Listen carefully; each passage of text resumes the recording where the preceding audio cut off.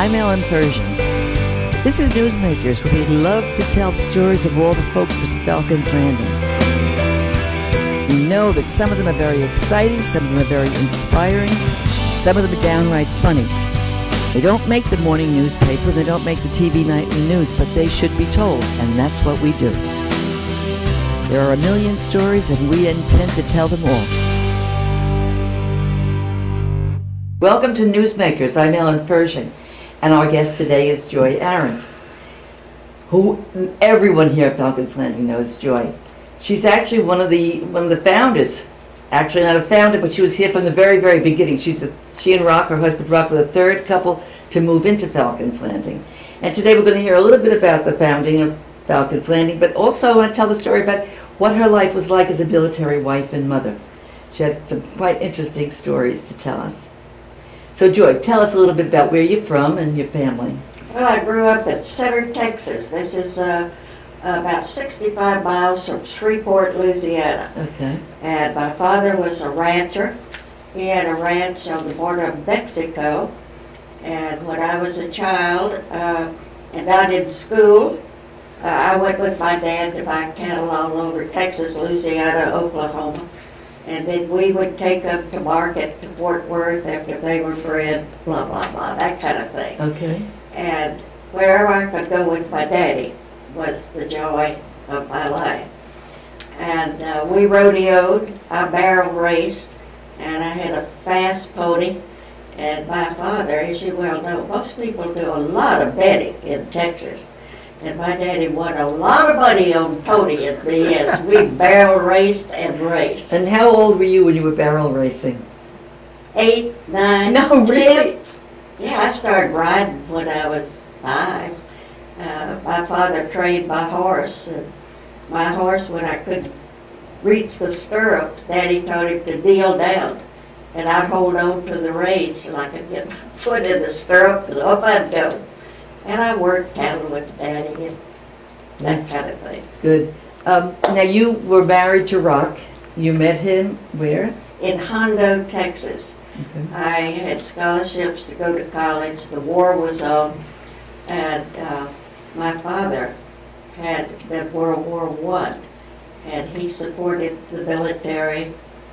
He was a Texas Ranger. He was not only a cattleman, but you name it, Jim Booth would do it. Oh. In fact, the rodeo arena in Center, Texas is named called the Jim Booth Rodeo Arena. Yeah. And So how did you meet Rock? I was secretary to the base commander, and my mother came with me for a job. I didn't want to go to college. And as a result, I became the base commander's secretary. Okay. And Rock was flying night and day. We had a shortage of navigators for the military. And the pilots would fly, sleep in the ready room, get up, and get right back in an airplane. Okay. And This was in Texas? Texas. Hondo, Texas Hondo, is yeah. between San Antonio and the border of Mexico. Okay, okay. A little country town. And so how did you meet him? The secretary at the flight line wanted to date him, but he didn't date.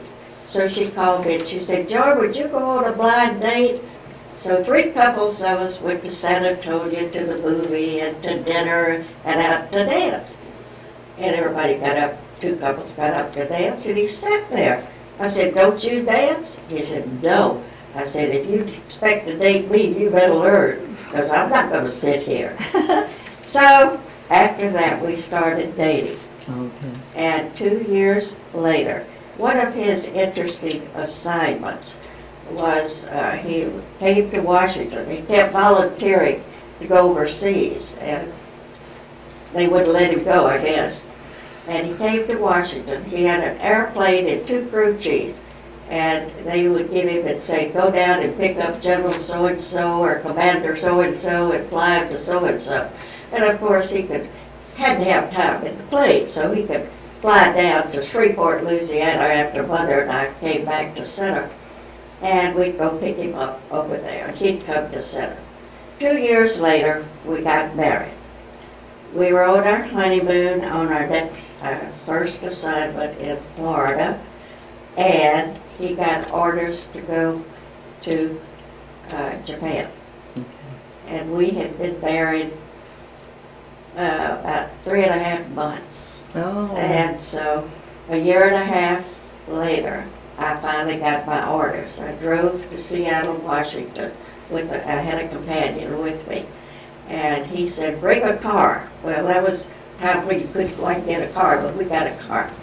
And we drove my little red coupe to Seattle, Washington, put it on the ship. We got on the ship. We had a Russian captain. We never saw the sun for 20 days. Mm-hmm. We were seasick. Everybody on that ship was seasick. A lot of wives were on that ship? Yes, we had quite a few. Well, what year was this? Do you recall what year this was? This was in 1947. Oh. And so you had, how many children did you have? I didn't have any children. No. If I had any children, I couldn't have gone. No, I mean Yeah. subsequently after that. We had 2 sons, 2 sons, their names? Kurt Arant and Randy Arant.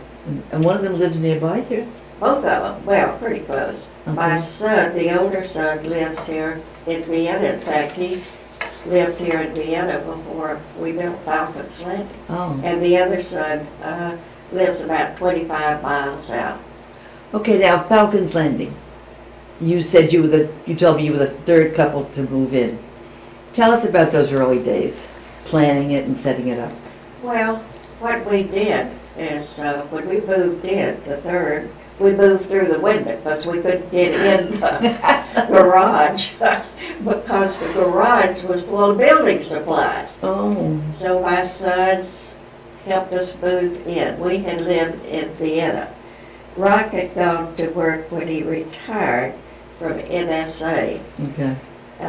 He went to work for Hughes Aircraft Company. Okay. And so now you said that you were part of the 10 couples who went on these original planned travels all over the United States comparing retirement communities? Yeah, we went and looked at every place we could find because we wanted to be sure when we built Falcons Landing it was going to be that. We borrowed the money from Europe because the interest rates were so good. Oh, really? But everybody had to kick in a certain amount of money, you beginners? $1,000, and that was Johnson out at the base. And when we got enough money, we could build. That's when we started. And now, who were the 3 generals who they were Air Force? Buckingham, Griesneck, and Danilou. Danilou. And they used to, how did they all get together? They were the ones who came up with the idea. You had Air Force officers all went together. Yeah. And everybody that heard about it decided to put their $1,000 in the pot. Oh, really? And that's how we accumulated the money to build. Okay.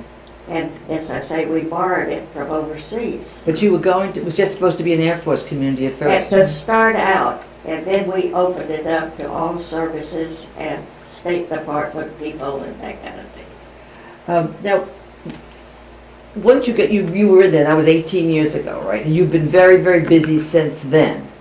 You've always been involved in so many things here at Falcons Landing. But the number one thing that you are famous for was establishing the religious community, the chapel. Tell us a little bit about that.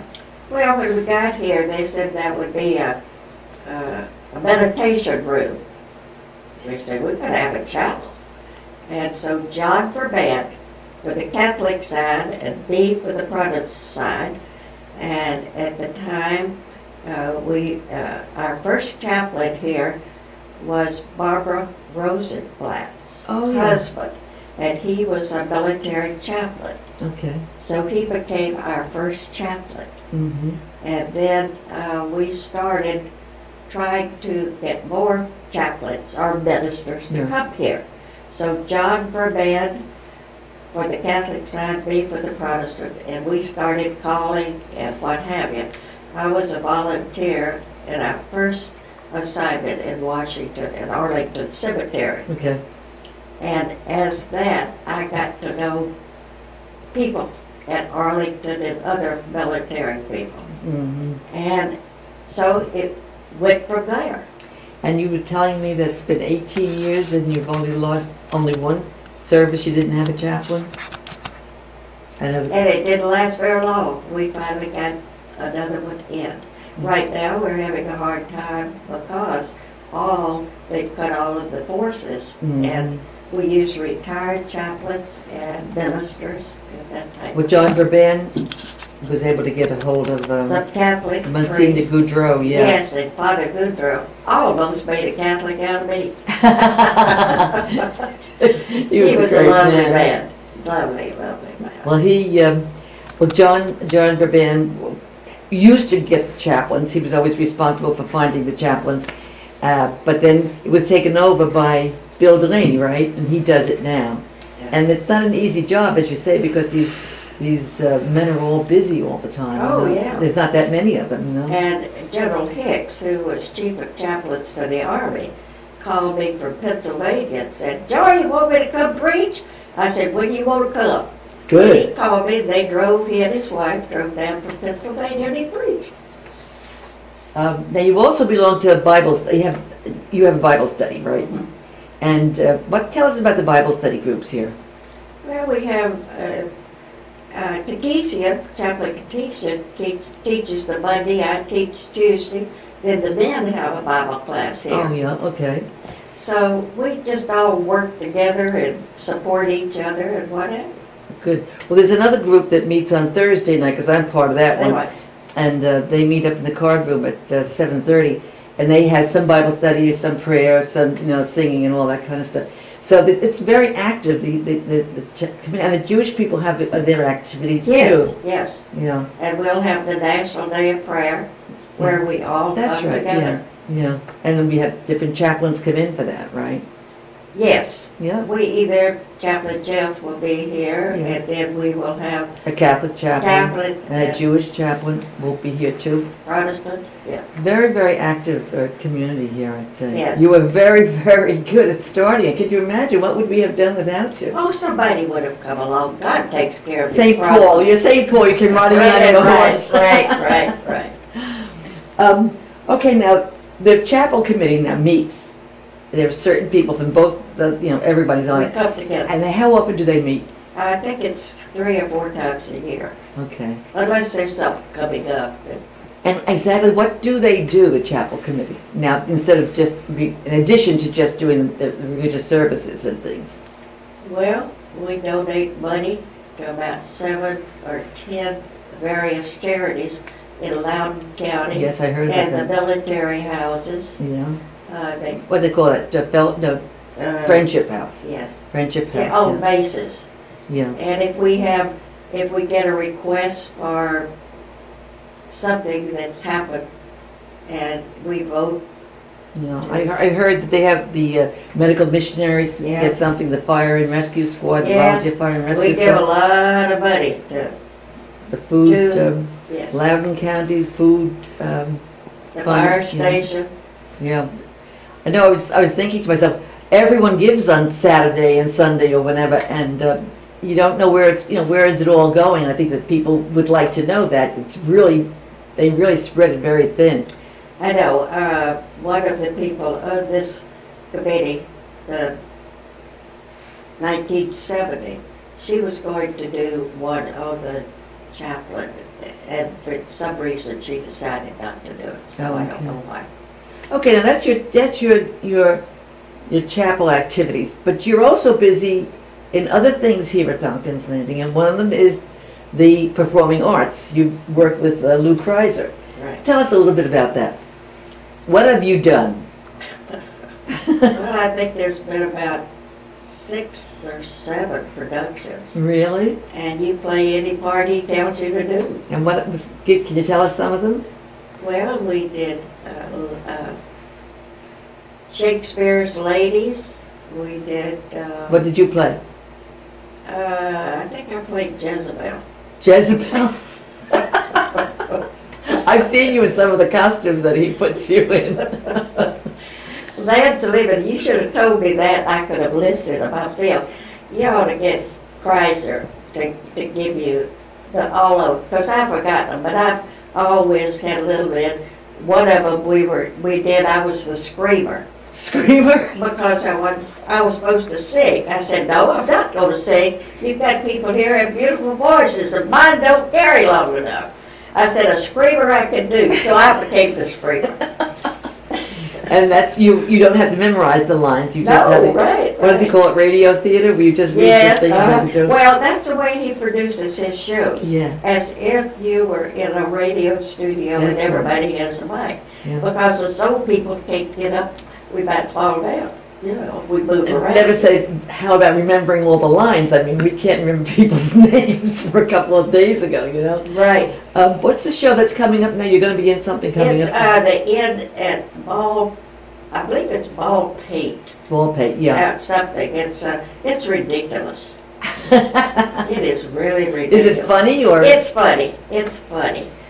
You're having a good time getting ready for it? Yeah. Sure. And who do you play in this? I'm playing the wife of the caretaker Oh, for okay. this place. And it's a bet that's made about a screenwriter who can produce a play in 24 hours. Oh, okay. Well, you were in Oklahoma, weren't you? Something in Oklahoma that was just out. Yeah, I was in Oklahoma too. You really get around. I'm a ham at heart. I don't know. I think so. Now, getting to your personal history, what you've all done. Now, you told us about the barrel racing and all that. Well, my husband went to Japan, and a month and a half later, I joined him. Okay. We got on the ship. We never saw the sun for 20 days. Right, yeah. And the ship was really in bad shape. We had a Russian captain that was really upset that he had a bunch of females on his ship. And we went to Misawa Air Force Base. Okay. And my husband was there one night because he had a radar site up on the next island of Hokkaido. Okay. So he put me in the quarters, kissed me goodbye the next morning, and left me again. And so here I sit. 2 nights later, we had an earthquake.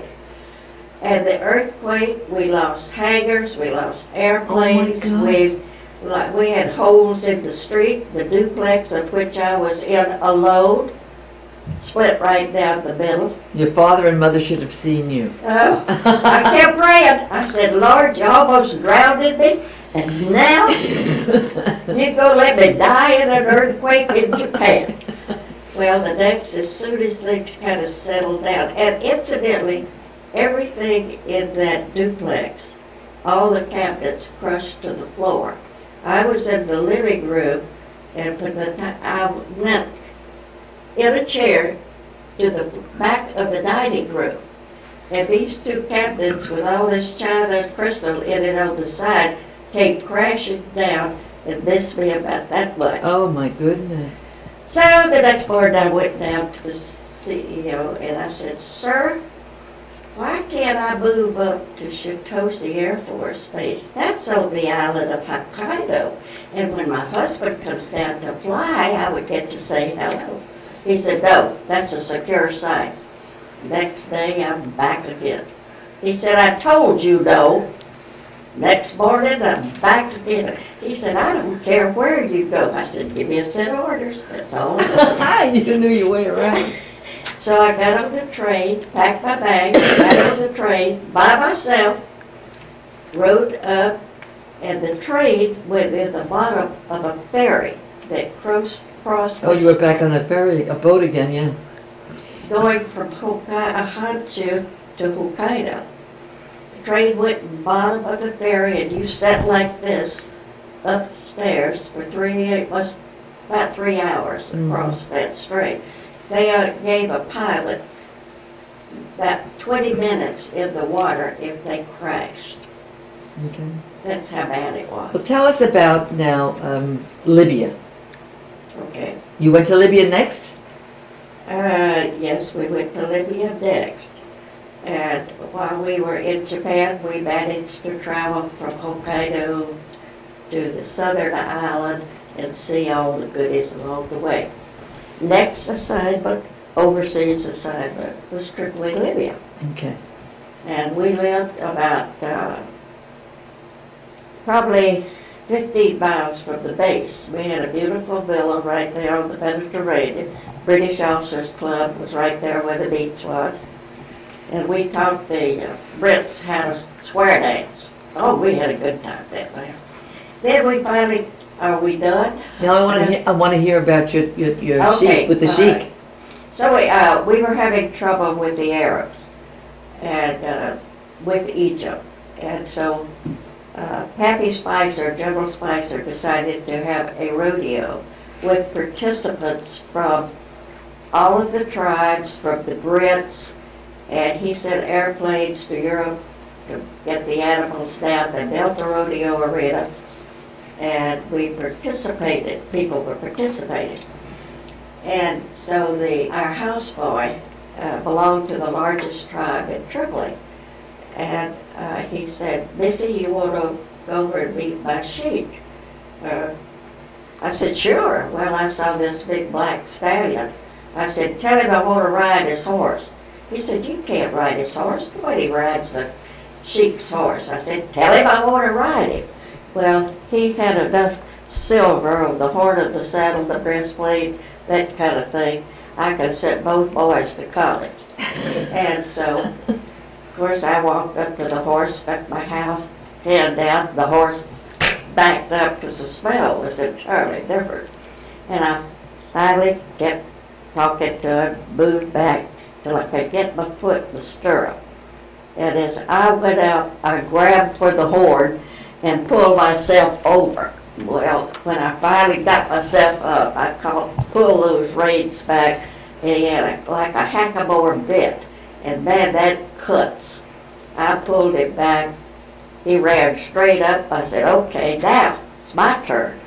So I ran him for about a quarter of a mile, just as hard as he would. You ran the sheik's horse a quarter of a mile. Right. Pranced him all the way around the rodeo arena. Are you kidding?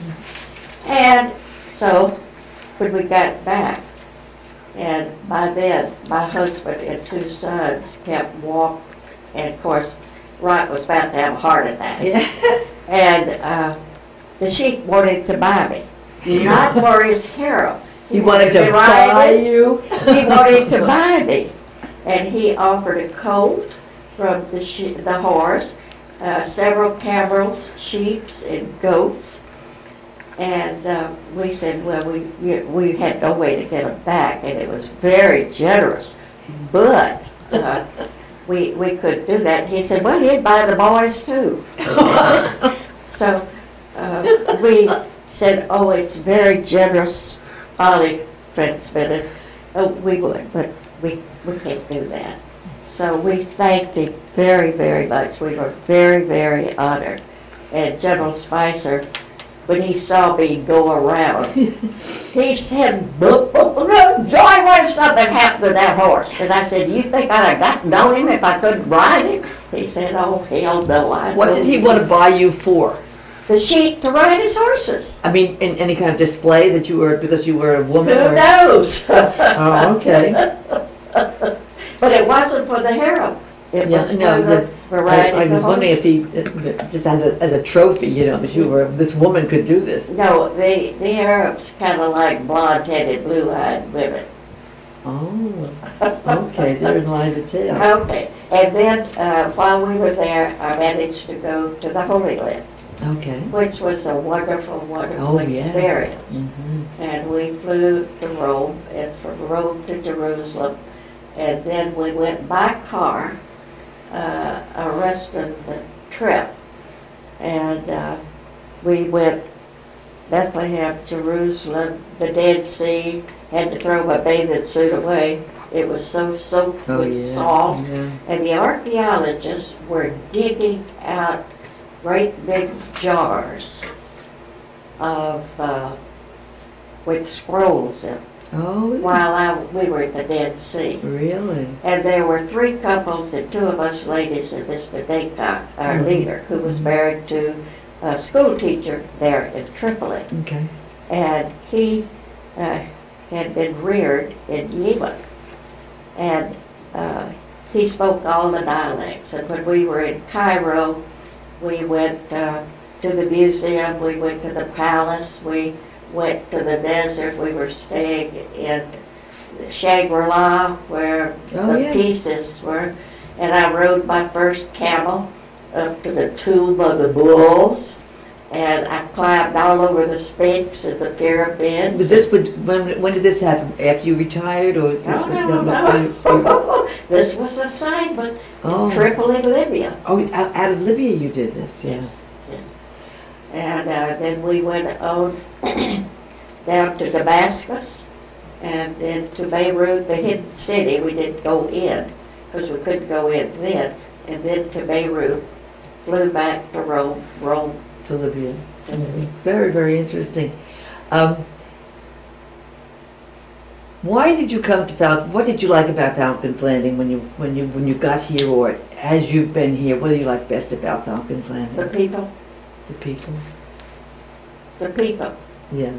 And the people who work for us and who make our lives so pleasant.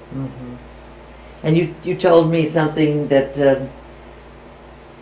Anybody who comes here, what is it you said? Anybody who comes to Falcons Landing, you may only come to retire. What was that you said? You may come to retire, but you never will retire if you want to have a good time. Yes, you'll never stop because there's so much to do and see. And is there anything that I missed of the activities that you're in here? Well, when we first got here, we worked at the Johnson Center. We did all kind of things like that. What else can I tell you? We didn't talk about your radio show. What did you do on the radio show? Oh, well, this was when Rock was overseas until I could get to go. And we had a local radio station, and they did community news. And the lady I was working for, it was her show, and she became, and I'd get telephone calls. I'd write the script. She'd walk in the door, and I'd hand it to her. And she'd go and broadcast. And she became ill. She said, "Joy, you've got to do it." I said, "I don't know how to do it." She said, "Sure you can." So I did. And people called in asking questions about? They would call in and tell you about their families being there, or their families who were in the military, or what was going on in the community. Center, Texas was the county seat. And we had the second oldest courthouse in the state of Texas. And it was quite a big history of that part of the country. And that was near the Mexican border, did you say? No. That was where the ranch was. Yeah, I mean, yeah. No, Center, Texas was near Shreveport, Louisiana. Okay, I see. Houston, 200 miles to Houston, 200 miles to Dallas. So you had a very, very interesting life, didn't you? Oh, I've always had a good time. No point in not having a good time. And you don't hold back. If you have something to do, or say you do it. I do. Good for you. Thank you very much, Joy, for being with us today. And thank you for being here with us and listening to our stories. And if you have a story that you would like to tell, or you know someone who does have a story, just give me a call and we'll talk. Thank you.